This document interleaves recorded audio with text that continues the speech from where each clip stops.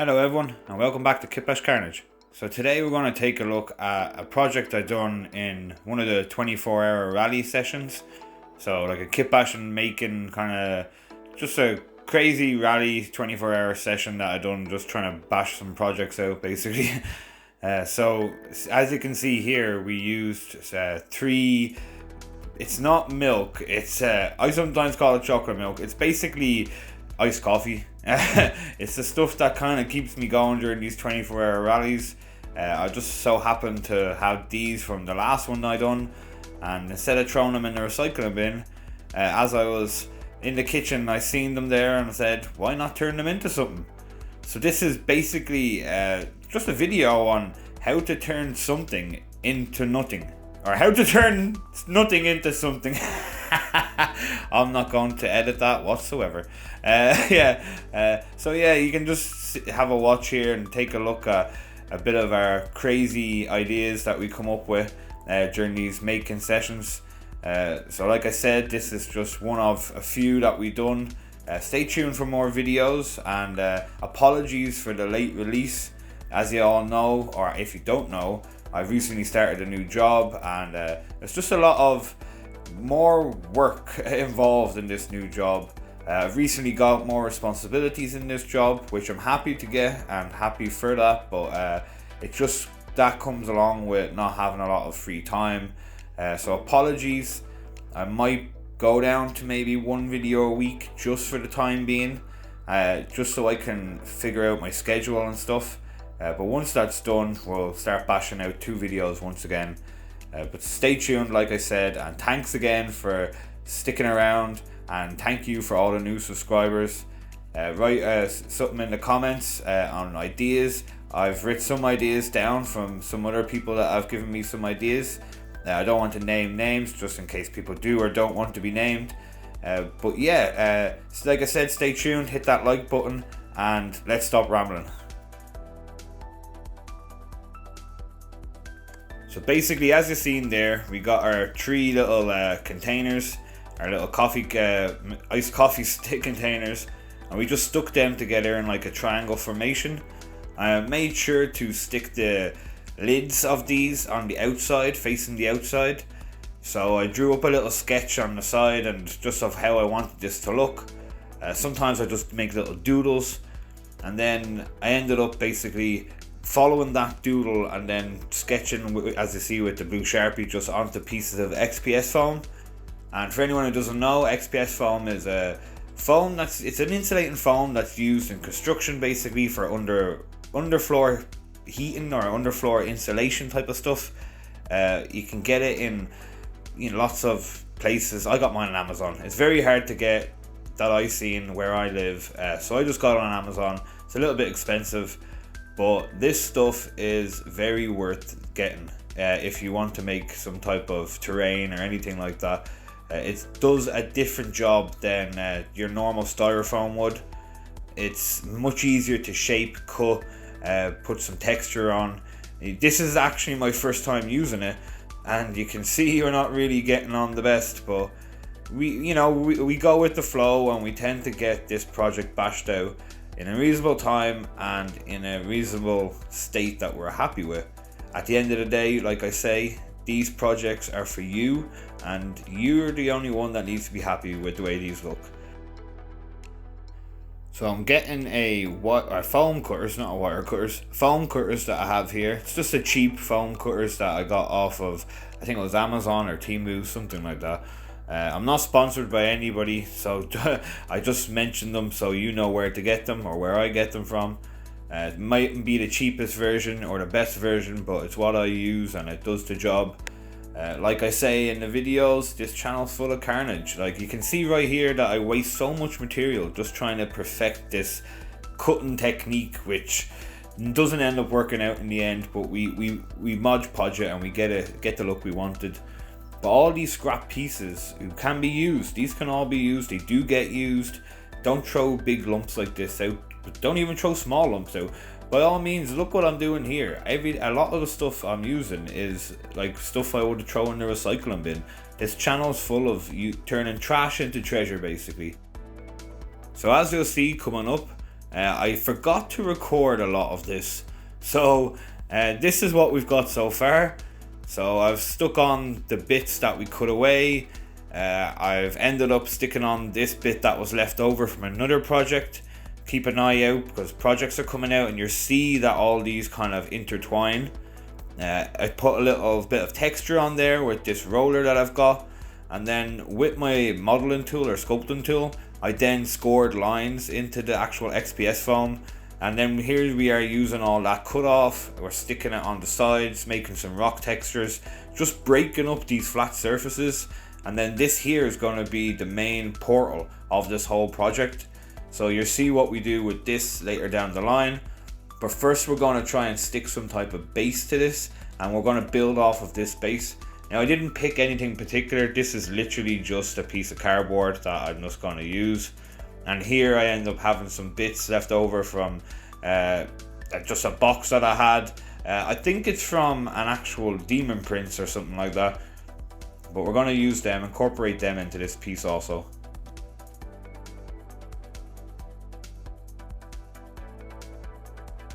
So as you see, we're just trying to line this up, and this is basically just going to be for something for this whole project to sit on and to build off of. Just a stable surface. Like I said, it's just a piece of cardboard, it's nothing special. You can use anything for this really. So just make sure you add a lot of hot glue or any type of material or substance you're trying to stick your base to, and make sure you put a decent amount on there as we hit the camera and refill the glue stick gun. This channel is just full of carnage. I do apologise also, I haven't start using my new microphone, and that's purely just got to do with coming home and not having enough time to basically look up how to use the thing or plug it in or anything like that.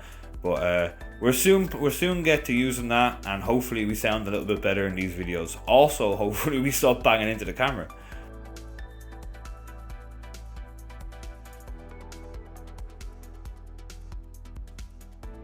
So just applying a little bit of pressure here, just making sure that you get a good bond between the materials. I was flipping it over and then squeezing down on from the top. And just as I said, making sure that this base is stuck securely to the structure or whatever you're trying to build.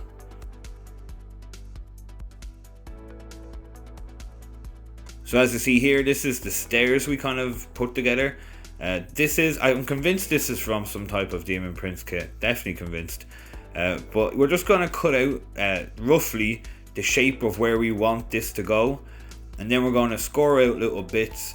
And you'll see now and again I kind of go around with a modeling tool or with the hobby knife, and this is purely just to pick out where I want stuff to be. I'm basically scoring the background or what I want to be where. I'll explain in a little more detail when we get down the line. So after scoring that where the outline, we're just going to take chunks out of it with our hobby knife and our, like I said, our sculpting tool thing. I'm terrible at this talking thing. Then using a decent amount of hot glue, just trying to slide it into that little gap we created. And this is creating the illusion of the stairs and the portal or the XPS foam that we put down there, that the two structures are one and it's not just stuck there like to the side of it. Having it, like, what's the word I'm looking for? Enveloped or engrossed, I don't know, but you know what I mean, like having it inside the XPS foam structure gives it a better aesthetic or illusion that this is one structure, one solid piece.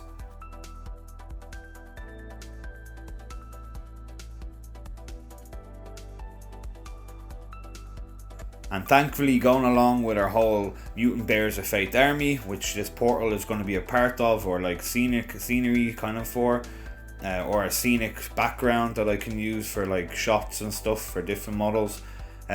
Using the hot glue and having it all stringy isn't actually a downside too much for this project, because it's that type of carnagey, tentacly kind of engrossed kind of decayish, nurgly, Sineshi look, if that makes sense. So it's actually adding to the aesthetic, it's not taken away.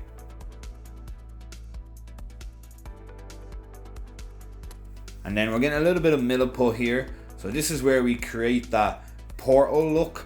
Basically, what we're creating here is the demonic flesh, or whatever you may call it, pus nodules, going along with the theme that we have in the channel here. This is coming out of the actual portal itself, and it's enveloped this space marine who has been sucked into the portal itself by whichever demons are trying to escape from it, the chaos gods that are trying to come out of the warp, you know, and they're now enveloping this space marine who came too close. And right there you also seen me go around and do the outline of where I want the portal. So later down in the line and previous videos, in videos to come, you will see where this comes in handy, like what this exactly is for. So not only is it to tell me where to put these growth nodules, these little fleshy kind of pus nodule things, but it's telling me for future where to put the portal. And you might think, well, there's the portal. No, it's not. The portal will soon take shape, and hopefully you like what we do with it.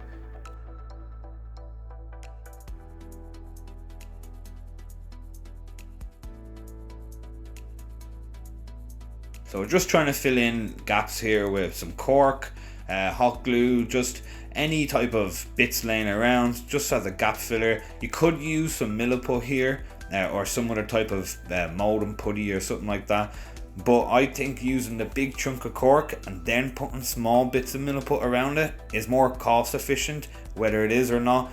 But for me, I didn't want to use all the rest of the milliput in that one section. I had other little plans to dot little pus nodules or decaying bits, whatever we're calling them now, around this whole tower or this scenic piece, just to make it seem like the demonic kind of growths and stuff are spreading through this building. They're not just coming from the portal, because it's like overloaded or overcharged. The warp is like here now. It's taken over this whole building, like the whole building that has made this warp come to life, that they've summoned the warp through, is now out of control, and it's enveloping the whole building. Soon to be, the whole building will be a warp portal.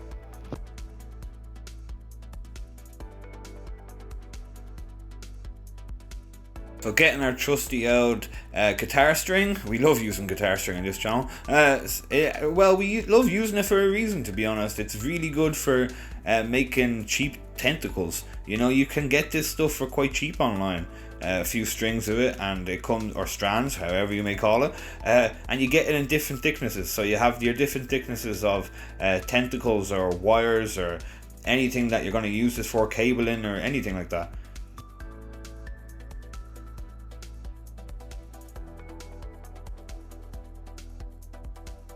So as you see here, we're using red wire, or red guitar string wire, and then we're using green, and this is just to get the different thicknesses, and then wrapping it around our tools and to get different wavy kind of movements, and then putting it in and out of these pus nodules, these little decayed bits that we have, and this creates kind of life, movement to this actual project, or that's what we're hoping for anyway.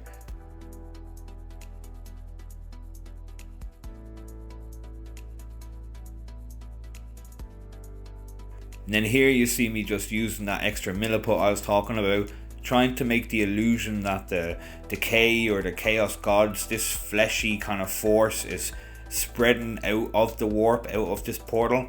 Like, it hasn't just opened, it has opened and is now stuck on open. There's no off button, and this is going to take over this whole building, this scenic thing, this whole terrain feature, and everything else around it.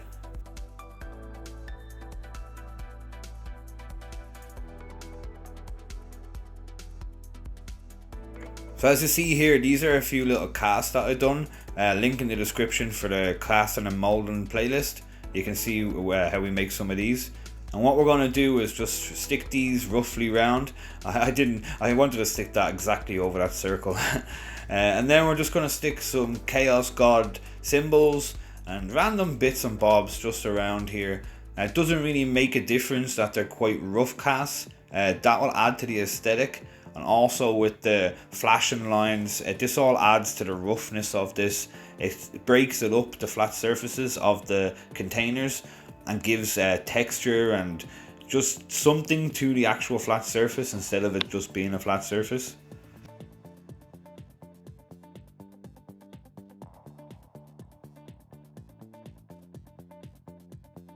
Also, apologies for not being in focus or out of camera or like out of the frame for a lot of this. Yeah, I'm not going to keep on it. Well, I will keep on apologizing, but yeah, I'll try to get better.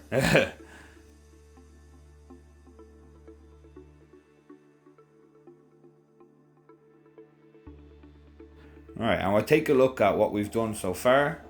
So as you can see, we've kind of added a bit more extra off camera to that kind of doorway, just giving it a bit of definition, breaking up the textures, and then there's our tentacles coming out. I added this crystal kind of that I've made with that sprue goo, believe it or not. I'll show you how to make the sprue goo casts and sprue goo in general. If anyone's interested, just put it in the descriptions, or not descriptions, put it in the comments please. And then a little tree that I stuck on top here as if a branch is growing out. We will paint that kind of decayish look. Just, we're having ideas, we're throwing stuff at this, you know. This is what it's all about. So as you see here, basically off camera, because it was hard to do on my little hobby space that I have here, because it's so cluttered. You can't see here it's cluttered, but outside of the screen or off screen it's very cluttered. I've basically just got some bigger pieces of XPS foam and sketched a little design on here, like a, I don't know, you can see what the design is. And then I've made one of these, and then I've gone and traced the rest and kind of made the rest.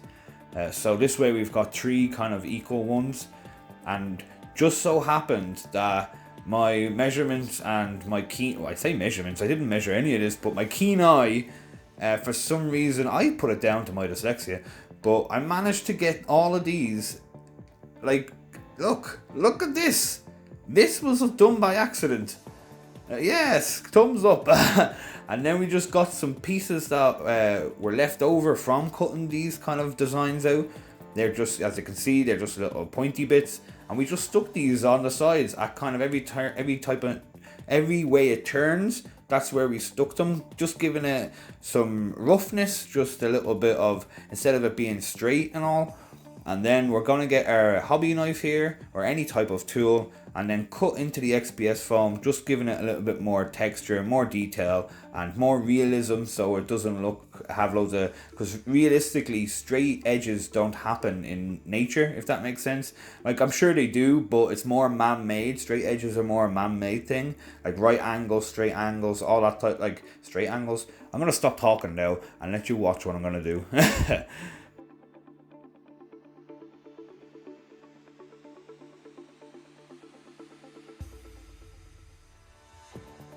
And after making some notches, we get a texture roller, so you can get these online, and we're just texturing the different pieces, giving that brick kind of look.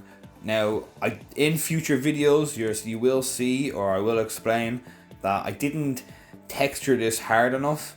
So note to yourself, and note to myself also, if you're trying to copy some of these techniques, I would go a little bit harder on the actual XPS foam when texturing.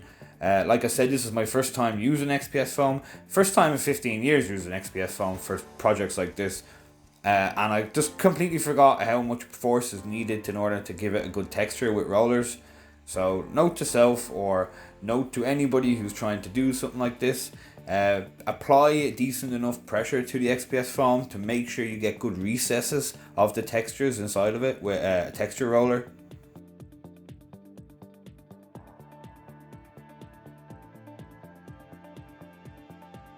And basically we just do this for all 3 of the equal bits that we have. Just continue to texture roller them, take notches out, just making it look like it's not a natural like it is a natural man-made thing, but as if it's been decaying and falling to bits over time. So this is what we've got, and I really appreciate each and every one of you guys, gals, everyone, for staying tuned and listening to everything I'm doing and watching what I'm doing. Thanks for all the support. And like I said, I might go down to just one video a week from now on, just until I work out my work schedule a bit more better. But thank you for sticking around. Stay tuned for the rest of the parts. I think this is just part 1 of 4 maybe of this series and making this. But stay tuned for a lot more surprises to come. You'll be surprised what we can do with coffee container things, so don't throw a lot of the stuff that you have out. I've already been collecting bits and bobs in my new job for projects like this, so as I said, stay tuned. Thanks for all the support, and I'll show you a few pictures of what we've done so far.